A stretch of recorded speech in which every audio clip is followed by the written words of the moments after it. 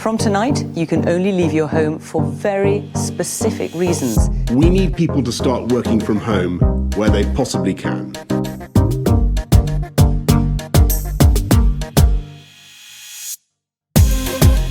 One of my proudest achievements has been working really closely with BBC Three's development team. We even had the opportunity as trainees to pitch some of these ideas. And out of the 4 newest commissions at BBC Three Birmingham, 3 came from trainees. Working from home has its own challenges, but I still able to introduce 2 new features into the Sound Android app, which was great. I'm proud of helping to rebuild the Sound's web app so that instead of making multiple calls to remote computers to put a page together, it makes a single call to a single computer that provides a better platform for building on in the future. My best achievement has been getting to air for the BBC Sport flagship show called Sports Day, and it's really cool just to see my face on TV. Getting a commission with Radio 4 to explore the relationship between a mother and her child that was conceived through rape. I've been working on researching into new lockdown formatted shows, such as Eurovision and the Graham Norton Show, helping to shape future formatting decisions. Making it to air on Radio Wales for one of my reports. One of the coolest things that have happened was a really fun idea about cosplay that I came up with, got commissioned. Having a feature that I pitched go out on the ARIA award-winning Emma Barnett show on Radio 5 Live. I loved hearing it go out and I got some great feedback. I've been able to contribute to 5G research that explores how BBC content might be delivered on the go in the future. It just felt really good to know that people were watching my videos when they were really confused about the coronavirus. Coming up with ideas for cut-down edits to go on social platforms for the show Normal People. I've been involved in a complex TP transfer project. I'm happy to see that my contribution to an international project, which was operating some satellite receivers all around the world, has had a positive impact. I'm proud of how I've been able to use the skills I've learned at university to help the Data Lab team with a recommendation engine for the BBC News website. While I have been on lockdown, I have enjoyed myself tremendously because I've had my creative juices flowing. I have produced content and edited it for Ariel. Despite being an apprentice, I feel like I've made a valuable contribution to project team calls and got my opinions and ideas across. If someone told me this time last year that I would be typing up articles in my bedroom that are going straight to BBC Online, I would have thought they were absolutely crazy. So yeah, it feels amazing.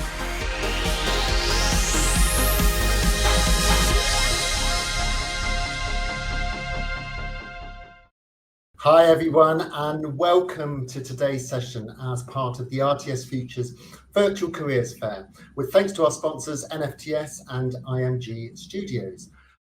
This webinar looks at how you might get your break into production or journalism through one of the many apprenticeship and trainee programs offered across the industry. There's so many wonderful schemes that can help you make that first step, whether it's a bursary to help fund a course, a training program, or one of the apprenticeships where you mix learning on the job with working towards a qualification. I'm Daniell Morrisey, and I head up the editorial early careers schemes at the BBC. That's apprenticeship and trainee programs in content production, journalism, and production management. At the BBC, we also run schemes in IT and technology, broadcast engineering, and business roles, including HR, law, and marketing. Find out more by following our social media at BBC Get In. It's therefore a topic that's really close to my heart. I'm really passionate about these schemes and how they open up the industry. Joining me are 4 people who can tell you it like it is. They're either on an apprenticeship or training program right now, or working in the industry having made the most of one of the various schemes. Here's Charlie, who's been working in television and the music industry after securing an RTS bursary. Say hello, Charlie. Hello, everyone. Yes, I'm Charlie. I'm an RTS bursary scholar and alumni. Thank you. Timmy, who's now a digital intern at Lime Pictures, home of Hollyoaks, after getting a taster for the industry through the Edinburgh TV Festival's network scheme and getting some amazing production training through the Mummy Youth Project. Say hello, Timmy. Hi, everyone. Thank you for joining. Shanice, who was a BBC journalism apprentice and is now a digital journalist and presenter at the BBC. Say hello. Hi, everyone. Lovely to meet you all. And Shakai, who's changed careers by joining the Screen Skills Production Apprenticeship and mixing study with work at Netflix and Warner Media. Say hello. Hi everyone, great to be here. Thank you. Thank you. Right, I'm going to chat with each of our panelists and find out a bit more. So let's start with Charlie Humphreys, who is an RTS bursary winner. Charlie, let's talk about the bursary itself in a minute. Before we do that, do you want to tell us a bit about what you were doing before you started working in television? Yes, so I went to college after school and I studied fine arts. About 2 months into that course, I thought, you know what, it's not for me. I don't think I'm very good at painting. So I switched over to theatre arts, film and TV. That's where I kind of found my foot in a little bit more and thought, yeah, okay, I'm a lot more interested in this than anything else. So I went on to study live events and television at University of the Arts in London, and I've just graduated last summer. Congratulations. So what's inspired that interest to work in TV? Well, I think I was a natural performer, to be honest. I think when I was younger, I definitely liked being the centre of attention, and I thought, okay, well, you know, this is where my passion lies. And then I think as I grew a little bit older, I sort of thought, no, I'm much more interested in behind the scenes, I think, than in front of the camera. I quite like the way that everything works and seeing how the process is made to create things that we can enjoy on the screen. So that's kind of where it started for me, going, okay, I quite like telly, yeah.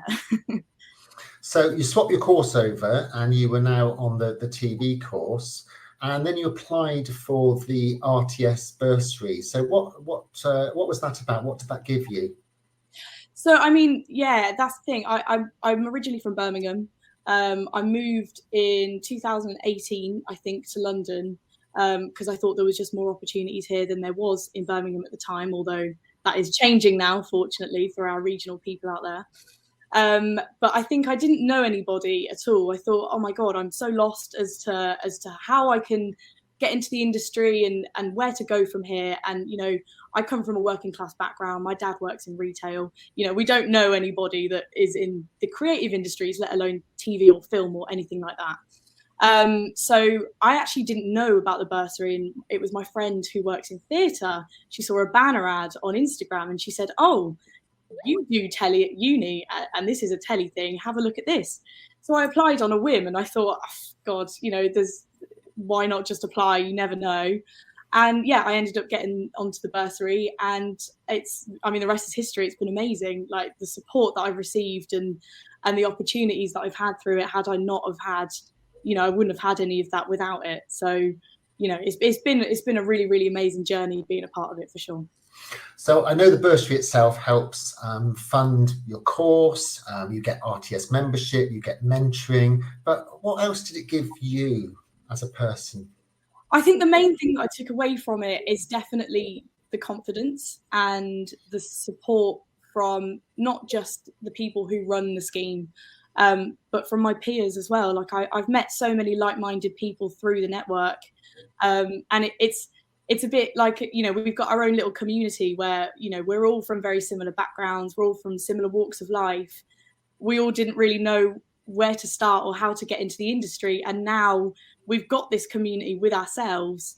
So it's really lovely whenever we see each other at events or whenever we connect when we're in the same area in the UK. It's just like we pick up where we left off. So I think it's definitely helped massively in terms of my confidence. And yeah, just having that sort of community and network to rely on and to have to support me, understanding where I'm coming from, has been amazing. That community network, I think, is going to be a theme for a lot of these schemes, and it's brilliant to hear that. So you graduated last year. Congratulations, well done. And what have you been doing since you finished college? Well, I've had a number of contracts actually. The first contract that I took when I left uni was actually on Love Island. So I was a production secretary. Well, I went out as a chaperone, and then sort of halfway through, they said, oh, we'll move you over to the production side of things. So that's where I kind of picked up the production sort of secretarial skills and stuff. But I actually ended up getting that through the mentor that I met through the RTS. So, you know, what an amazing gig to have starting off into the big wide world, especially during COVID, and, you know, being somebody that didn't really know anything about telly or know anybody, you know, having said I've worked on Love Island now is amazing. And I really do owe that to the RTS and just how brilliant that they've been. So yeah, that was a lot of fun. And from there, I worked on a UEFA magazine show as a production secretary again. And then I worked on a show called Dating No Filter, which is broadcast on Sky, again, production secretary. So all of these roles have allowed me to pick up numerous amounts of skills and just hit the ground running really within the industry. So now I'm freelance and I'm doing a lot of photography, music promos. I've got my own client base now, which is amazing. Like, I just never thought I'd be able to even say this, because it's so strange, because I'm so used to being on the other side of the bar. I'm used to watching people like us on this panel and going, oh my God, like, how have they done that? And now here I am, like, talking to everyone about it. So really, I just think the main thing to take away from it is just be inspired by as many things as you can, network as much as you can, and don't, pass up on any opportunity, and we're all worth it. The thing is, we all are so valid in this industry, and our voices are so necessary. So just go and take as many opportunities as you can. I love that, Charlie. Thank you so much. That's really, really good advice to everyone. And it's fantastic to hear how the scheme helped build confidence and just help build that network that is going to be so crucial as you move forward as a freelancer. I can see the questions are starting to come in, so do keep them coming, folks, and we will try to get through as many as we can a bit later on. Let's go on to Timmy McEwen, who's been on 2 talent schemes, the Mummy Youth Digital Training Scheme, as well as the network through the Edinburgh TV Festival. So before we talk about the schemes, Timmy, do tell us about life before you came into TV. So life before I came into TV, I was originally quite good at maths and science, and that was the kind of areas that I was encouraged in with both my family and in school. So I actually ended up studying civil engineering at university. It took me I think I knew from the beginning that, this wasn't for me, but it took me quite a long time to actually make the move out and branch into kind of the things that I wanted to do. And the kind of motivating factor for that was I actually became homeless. And during that time, I really felt a deep passion to tell stories based on the people that I was meeting at the time and based on kind of my experience myself. So I started producing my own YouTube videos, and they weren't that great now looking back on them, but it was a kind of great starting point and made me realize my passion for telling stories and for producing content. So that's how I initially ended up kind of getting into TV. And through that, my friend actually sent me the Mummy Youth Project, and I applied for that using kind of my YouTube as a basis for my passion for producing content, especially digital content. And I was lucky enough to actually get on that scheme and develop my skills there. So tell us a bit more about the Mummy Youth Project. What did that consist of? What happens there? So at Mummy Youth, I did the digital media content program, and it was a 6-week program where you had to, you learnt production skills, but production skills on a digital basis. So you would have to edit your own content, shoot your own content, like organize your own content as well, contact contributors, kind of do everything that is involved in producing content. And that was over 6 weeks. And then at the end of that, we had to produce the final piece of content, which was then kind of shown. And during that time as well, we were connected up with mentors, and we also had the opportunity to apply for jobs. And I was very, very lucky in terms of I applied for quite a few jobs, and I was lucky enough to get 2 placements after my Mummy Youth experience immediately after.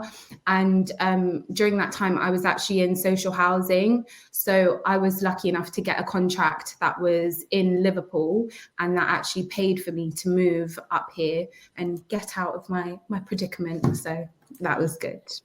That's so inspiring to hear. Thank you so much for sharing your story with us. I know you on another scheme as well, the Edinburgh TV Festival's The Network. What's that? So I actually applied for the network while I was doing the Mama Youth scheme, and the network it was a scheme that kind of it was a festival-ish kind of thing that took place over 2 to 3 days. And during those 2 to 3 days, we had really intense workshops about development, specific types of TV, all kinds of things really. And through that, I also got to network as well with so many young people who were very similar to myself, who had just started off in the industry and have a passion for being part of the industry. And I think it was an amazing way for us to network, and also network with people who are already in the industry, established within the industry. And again, I also got a mentor from the network scheme, and I'm really close with my mentor from the network actually. And she is honestly so amazing, and it's so beneficial to have someone that you can share your ideas with and the things that you want to produce, and have that kind of guidance, have that someone who has that experience to kind of lead you in the right direction. Because I think a common theme is, honestly, you don't know what you don't know until you don't know it really. So yeah. Some lovely comments in the chat. That's amazing, Timmy. I don't know if I could persevere with my creative interest in such a difficult situation. Very happy for you. And for Charlie, thanks so much for the advice, Charlie. That's inspirational. So some lovely comments there. Timmy, what's the future? Where do you want to go next? So initially, my actual passion was for documentary film, and I think getting into TV through digital was an interesting way for me. It wasn't originally what I was kind of planning to do, but I think having that opportunity to kind of understand all different parts of production and development of television or content just in itself has improved my skill set in so many different ways. And I work for Lime at the moment, and Lime does both scripted and non-scripted. So I have been able to work with more documentary style things, like on, even though it's not really documentary, it's reality TV, but like Towie and Celebs Go Dating, but also be part of a longer running drama series that has, because I'm on set at the moment right now, and I get to see so much of how things are produced and the difference between, let's say, like digital content and terrestrial. So I think there's so much opportunity. I think now that I'm in it, there's so many things that I do want to do. And I think that's the beauty of TV as well. You can start off somewhere and then go to something else, because all of the skills are kind of, they're useful in all areas. So I'm still open to what I'm going to do, but my passion is for documentary film. Thank you. It's so inspiring to hear how you followed your passion and how it's changed your life. I'm so pleased that the network and Mama Youth gave you a helping hand. Folks, keep those questions coming. There's lots coming in now on the Q&A to the right of the screen, so keep your questions coming. And as we approach National Apprenticeship Week, it's wonderful to see the growing number of apprenticeships being offered in many disciplines across the industry. Shanice Evans was a BBC journalism apprentice. It's a few years since you finished your apprenticeship, but first off, Shanice, tell us what you were doing before you came into that. Before I was doing the apprenticeship, I feel like I had no idea what I was doing. That was the problem. So I was on a gap year from college. So I'd finished college, then I was on a gap year. I was retaking one of my A-levels. I was working in a local shop. But at the same time, I was trying to find and discover what is my passion. And I love science and maths, and that's what I was going to go into. I was going to go to uni and do biomedical science. But I also wanted to be an actress. And I was like, I don't know what, because I love being creative, but I love science. It's too much. So then I needed to find something, okay, how can I combine these? And essentially I just got involved with lots of like different charities. So for example, Media Trust, and I think Uprising was another one, and just a few other things where like it was offered to me for free, where I could learn new skills and find what I wanted to do, because I couldn't really afford, to go and do lots of different projects or take a gap year abroad or anything like that. And then I kind of found the media industry, because I got involved in something called BBC Generation 2015. I was lucky enough to get onto that scheme, and essentially I was like representing young people's voices from across the UK.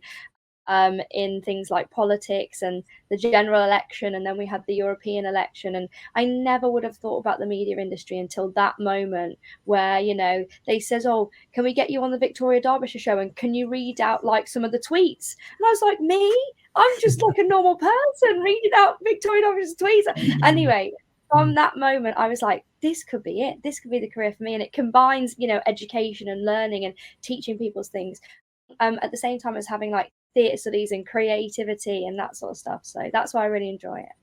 So Shanice, why an apprenticeship over, say, university? What made you choose that? So in the end, I just felt like an apprenticeship was going to be a lot more beneficial for me personally. Like, I don't come from like somewhere where we've got loads of money, and I really need to I felt like at the time I really needed to support my mom in certain things. Like she just had a baby and there was like a 17-year age gap, so I was really helping her out with that sort of stuff, and I didn't want to be too far away from her. So I just felt like I'm not going to come out with any debt. I'm going to learn on the job, which is exactly what I need. You know, I need that practical experience, and I'm already going to then, you know, get 2 years in the industry by the time I would have finished a degree, and then I'm fighting for the same opportunities, you know, in a lot more time. So I think that for me, it was just a lot more flexible, and I didn't want to have any uni debt.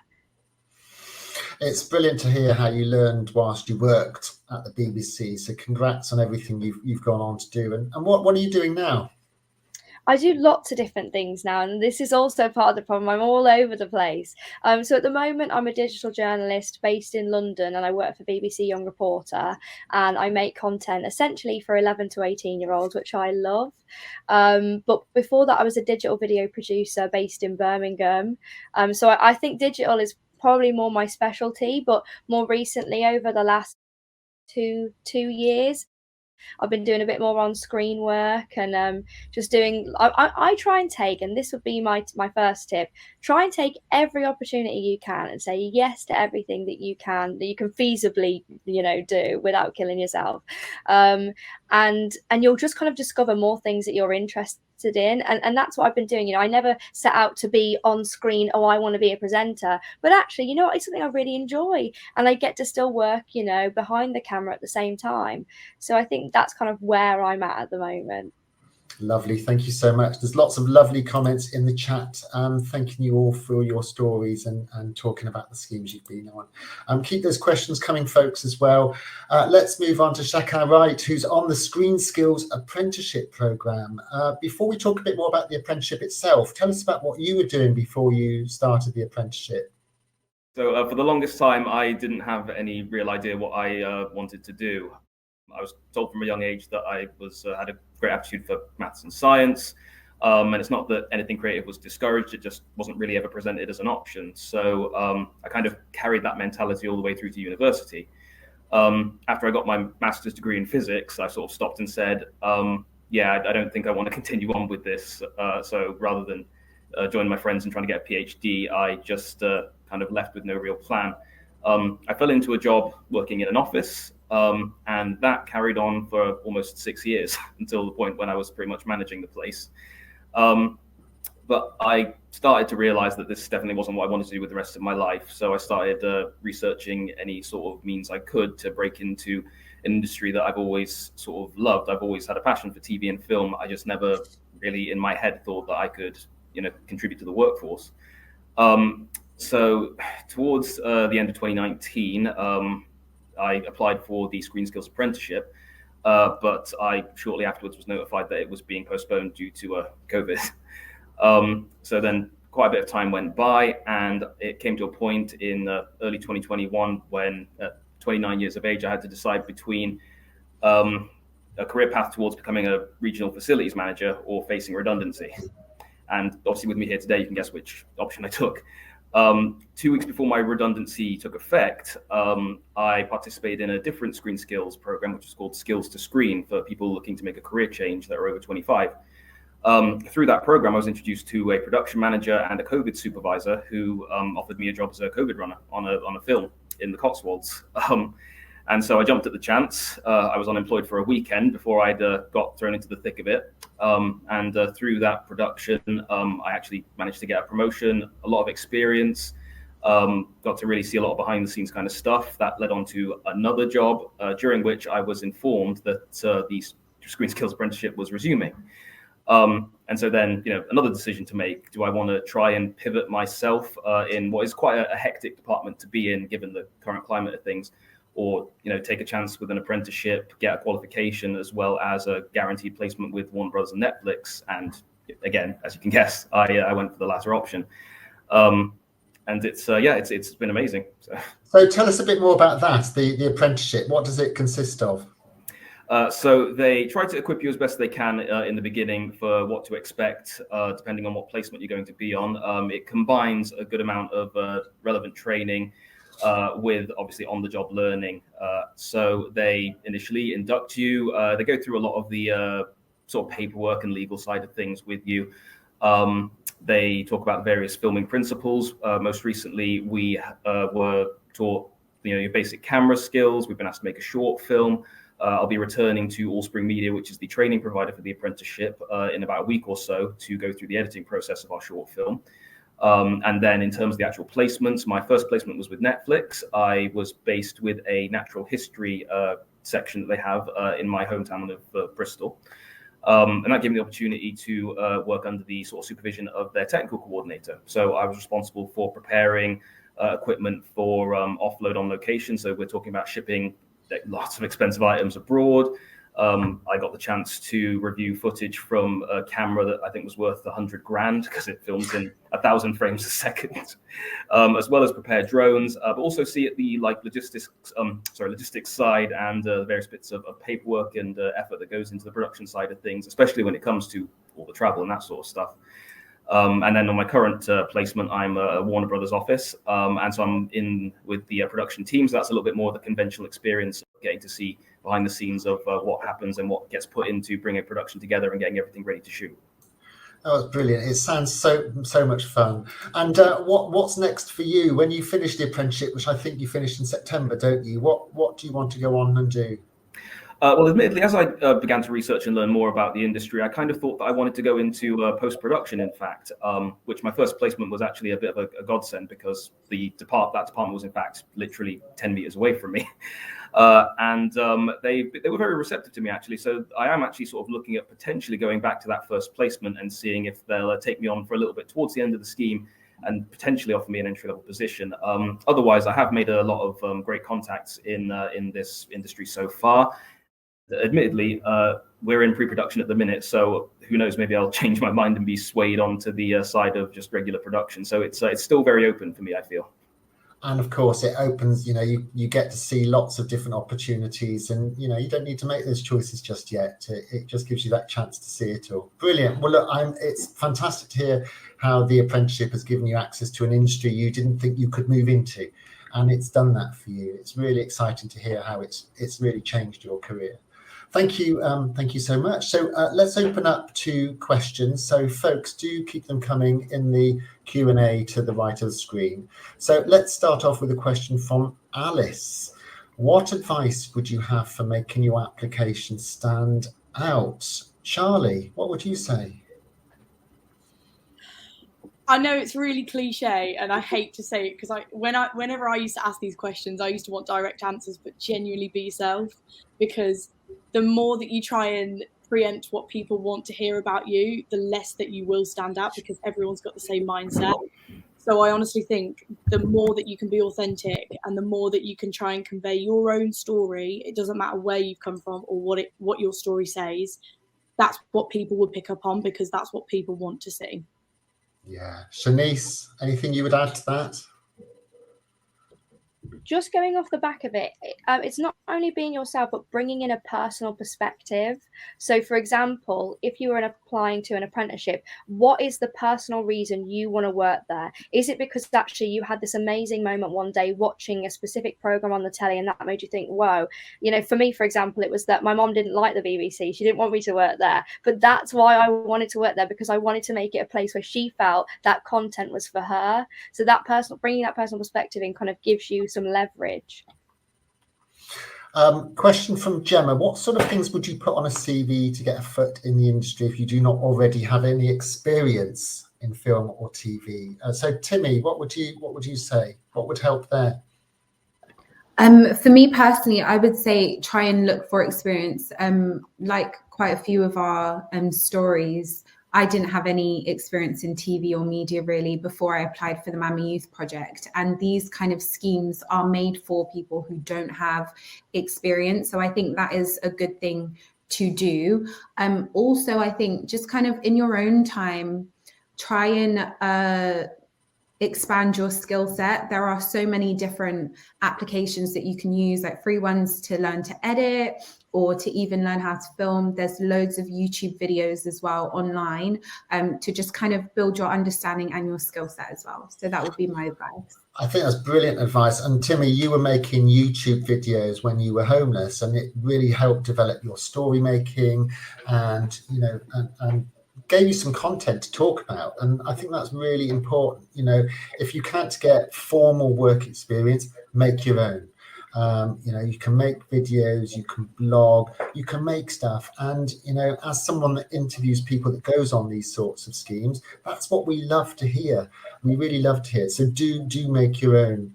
Shanice, anything you would add there? So, well, to be honest, Danny, you just said what I was going to say about making experience and making. I'm trying to think of the things that I did. Like I applied for work experience, getting involved in different charities. Like I did teach yourself how to like edit on an iPhone or Android or whatever, and download all these little free apps that you can use. And TikTok is a big one at the moment. Everyone is always talking about TikTok. Make sure that you can talk about the sorts of content you'll find on TikTok and how you would make it. Thank you. Shakai, I've got a question here about what was the scheme you mentioned that you did before you went on the apprenticeship? You mentioned another scheme. Can you just tell us a bit more about that? Sure. So the scheme was still run by Screen Skills, but the scheme itself was called Skills to Screen. I'm not too sure how many of them they run or how often. It was just one of those things that I received having been signed up to their newsletter because, you know, again, trying to put out feelers whenever I could at that time. It was very, very specific in that for this particular session, they were looking for people over 25, looking to change career with at least 5 years of administrative experience. So they were very much looking for that sort of someone with real world experience, sort of, you know, good, kind of office background that can they could sort of like drop into a kind of admin situation and kind of like teach the nuances and all the rest of it kind of later, which was, like I said, I was thrilled about it. It was great to know that there was still a demand for somebody that hadn't just come out fresh faced with a complete background and obvious academic interest in the industry. So if there's anything like that out there, or if they're still running, I can always highly recommend them. Thank you. Question for Charlie from Ben, who wants to know what you got to do on Love Island. Oh God, normal secrets. I mean, it was super varied, like a really varied role. Obviously, it's shot in Mallorca, so there was a large crew of us out in Mallorca. So you know, aside from just doing our job, we got to spend a lot of time on the beach too, drinking a lot of wine. It's great. But, you know, a lot of it was making sure that the contributors were okay.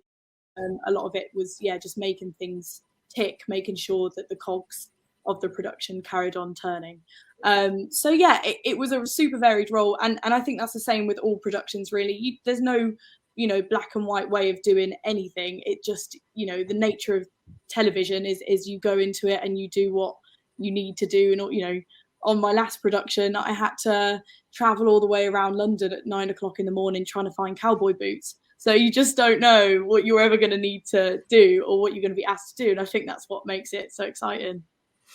And sticking with you, Charlie, a question from Charlotte about production management. She says, what advice would you give to a graduate in television who wants to get into production management?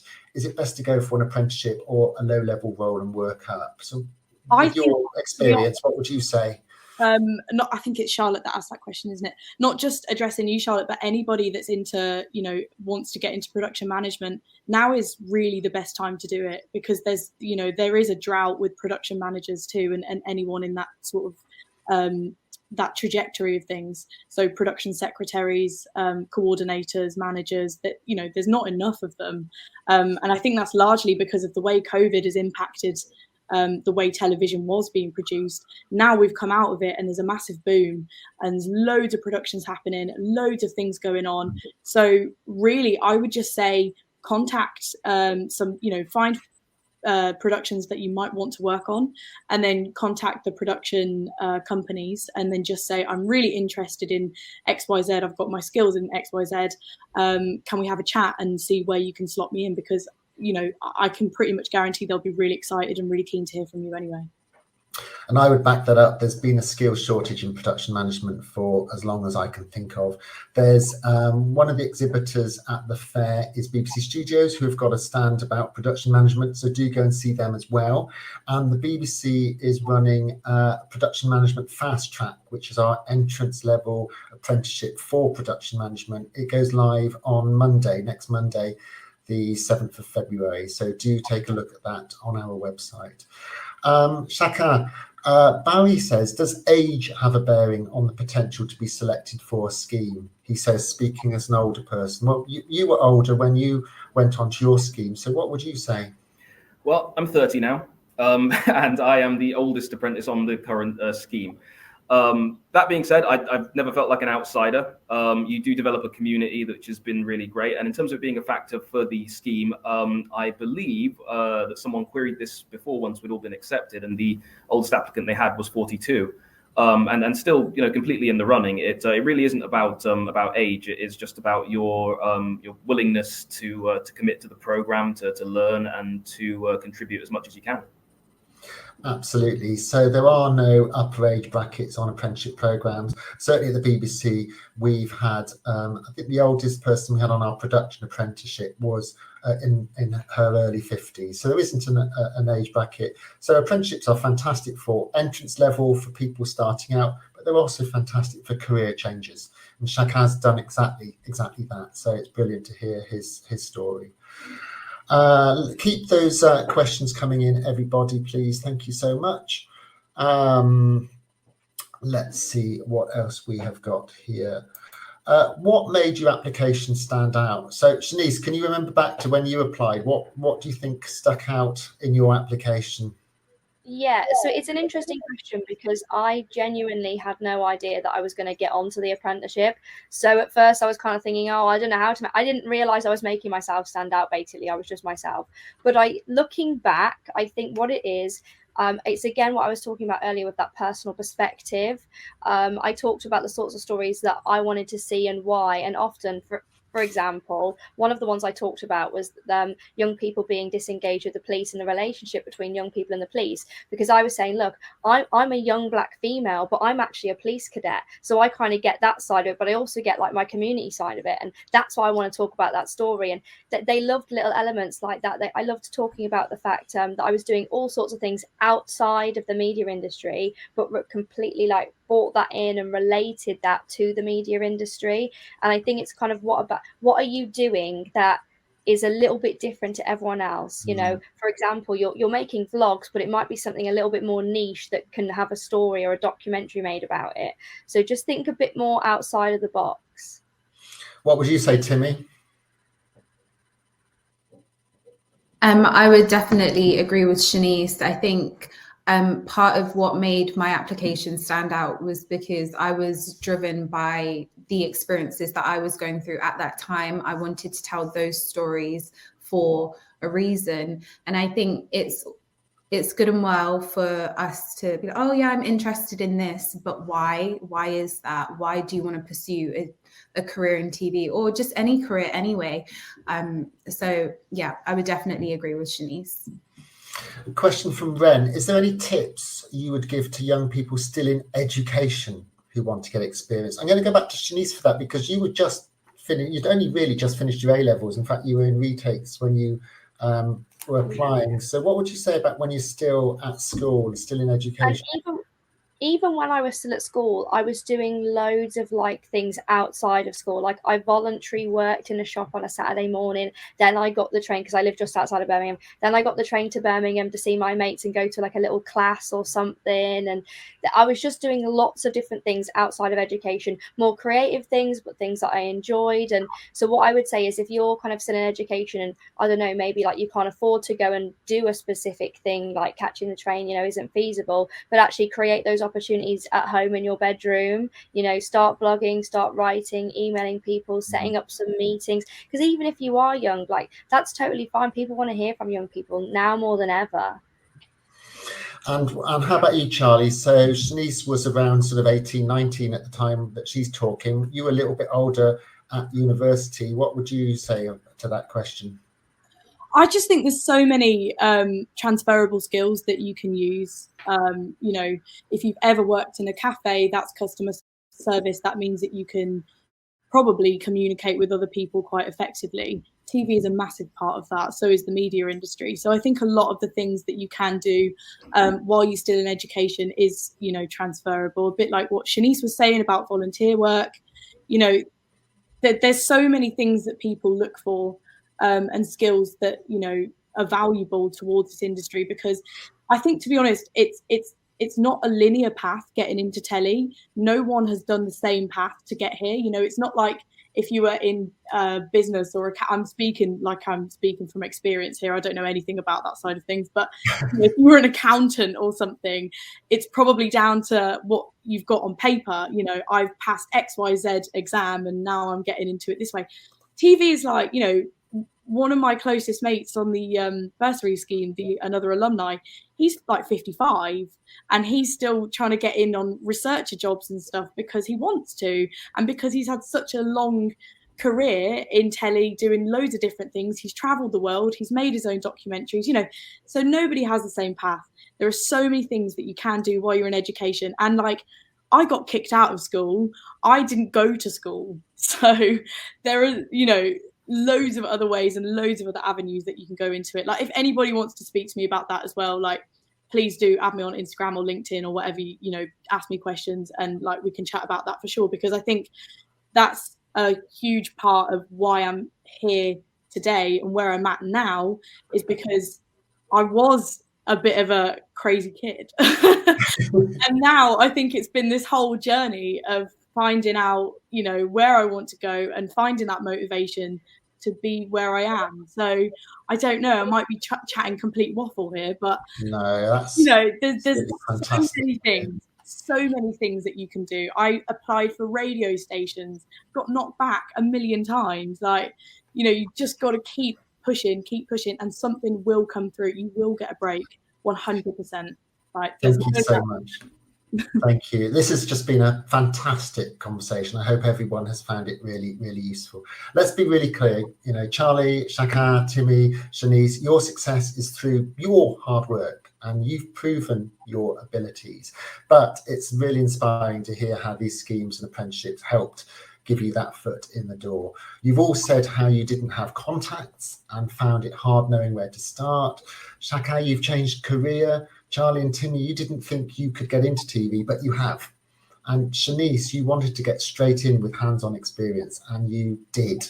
So what's all your top advice, your top line for anyone considering applying for one of these schemes? Let's start with you, Shanice. Oh, I've already given so much, because if you're going to apply for a scheme, I would say, I've already said bring in your personal experience. Like, I want to try and think of another tip. Come back to me, Danny, in a second. Definitely bring in your personal. Let's jump to Charlie. That is really important. You know what, I would probably say find the confidence to apply for it somewhere. There is no chance that you are like not good enough for it. Just apply for it, find it. You know, I had no grades, I had no qualifications to go off, I still got in and now work on Love Island. So find the confidence. And another thing is, like, don't be nobody's actually watching you. Like, nobody cares what you're up to. So just do as much as you can and find the confidence to do whatever you want to do, because you are your biggest critic. Love it. Shakai. I've just thought of my tip, you know. Please, go for it. Apply for everything. So don't put all your eggs in one basket. Apply for multiple opportunities, multiple apprenticeships, multiple bursaries across different corporations and companies. Fantastic. Shakai. Yeah, I can only really reiterate what Shanice has said, because I didn't have a lot of free time when it came to when I was hunting around, but just keep searching, persevere, hunt down every possible lead you can, and just try and make sure that your enthusiasm and your willingness shines through. Thank you. Timmy, your top tip.